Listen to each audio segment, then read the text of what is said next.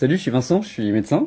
Bonjour, je suis Angèle et je suis naturopathe et cuisinière. Et on va vous expliquer comment faire pour vivre longtemps et en bonne santé jusqu'à 100 ans. Très longtemps. Alors on est partis tous les deux à la découverte des zones bleues à travers le monde pour découvrir les secrets de la longévité. Une zone bleue, c'est une zone où il y a une concentration dingue de centenaires et nonagénaires qui sont en excellente santé. Il y en a 5 dans le monde, une au Costa Rica, une au Japon, une en Sardaigne, une en Grèce et également une en Californie aux États-Unis. Les scientifiques ont mis en avant 4 grands piliers qui seraient responsables de la longévité. Le premier, l'ADN. Notre ADN, notre patrimoine génétique, est responsable de notre longévité, de notre bonne santé à hauteur de 20%. Et c'est génial parce qu'en fait c'est très peu 20%, donc 80%, le reste, on est co-créateur de notre santé. C'est ce qu'on va appeler l'épigénétique, dans lequel on va retrouver l'activité physique, l'alimentation et le lien social. Le deuxième pilier, c'est l'alimentation. Si on veut vivre très longtemps et en très bonne santé, il y a certaines règles. Ce qu'on a vu avec Vincent à travers le monde, c'est que les gens qui vivent extrêmement longtemps mangent très peu et mangent de façon monotone, c'est-à-dire qu'ils mangent la même chose un peu toute leur vie et comme leurs parents et comme leurs arrière-grands-parents. Donc en fait, ils ont un biotope, un système digestif qui est prêt à accueillir ces aliments et qui les digère extrêmement bien. Donc en fait, faire beaucoup de mélanges et manger de toutes les cultures tout au long de la journée, c'est pas forcément une bonne idée.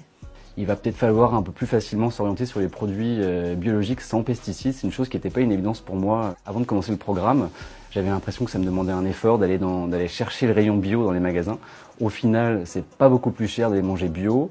Et puis, on arrive à retrouver beaucoup de produits du quotidien avec estampillés bio. Tous les centenaires qu'on a croisés à travers le monde ont en commun d'avoir une alimentation déjà biologique, parce que ce sont des endroits où il n'y a pas de pesticides, mais surtout des produits simples, des produits qui ne sont pas industriels, qui sortent pas d'une usine, qui sortent pas d'un paquet. Ce ne sont que des produits qui sont locaux, qui viennent souvent de leur propre potager d'ailleurs, et qui sont bruts, qui cuisinent eux-mêmes dans leur cuisine, mais qui ne sont pas transformés, qui n'ont pas de liste d'ingrédients en fait. Et ça, ce serait un des secrets. Le troisième, l'activité physique. Il est recommandé de pratiquer 2h30 de sport, d'activité physique par semaine. Ces 2h30 pourront être découpées soit 5 fois 30 minutes dans la semaine, ou alors 2h30 en un seul coup. On a remarqué que dans toutes les zones bleues, les gens vivent dans des zones extrêmement isolées et extrêmement escarpées.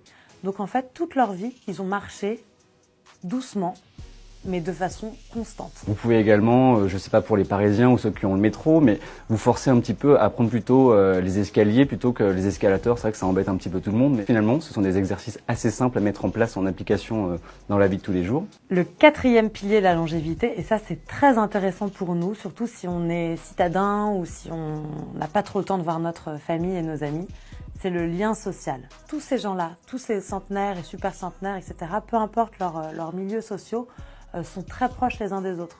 On les isole pas, on n'isole pas les personnes âgées dans des maisons, dans des hôpitaux, dans des EHPAD. On reste avec eux, ils vivent dans la maison, ils font partie, ils ont un rôle social aussi.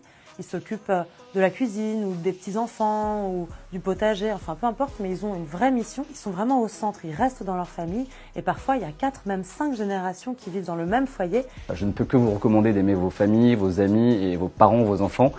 C'est des choses relativement simples à mettre en place pour pouvoir vivre plus longtemps.